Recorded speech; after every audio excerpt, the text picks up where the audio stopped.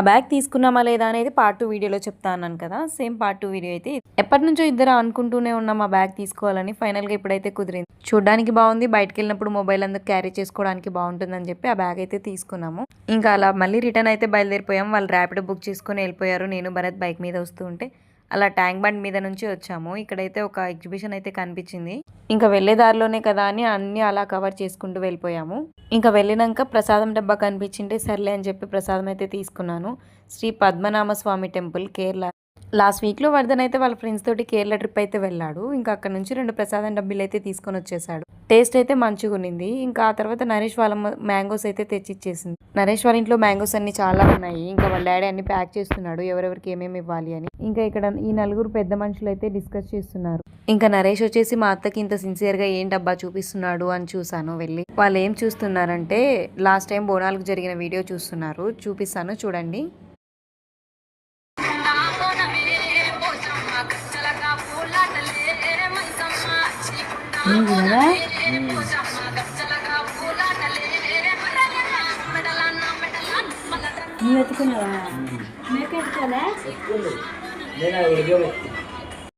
ఇంకా అంతలోపే మా మామ వచ్చిండు. మేము వచ్చిన విషయం మా మామకి తెలియదు. మా మామ రియాక్షన్ చూడండి, ఫుల్ ఖుషి అవుతున్నాడు. ఇంకా నైట్ 10 అయింది మా మామ వచ్చేసరికి.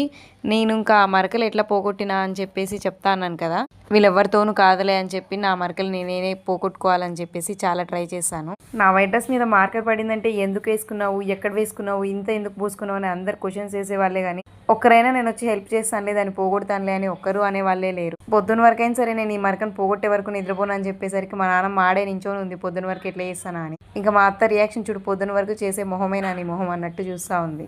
ఇంకా నేను అలా చాలాసేపు ట్రై చేశాను, నా వల్ల అయితే లేదని చెప్పేసి భరత్ నేను ట్రై చేస్తా ఆగో ఒకసారి అని చెప్పి భరత్ తీసుకున్నాడు. సంబంధం లేదు ముందే చెప్తున్నా.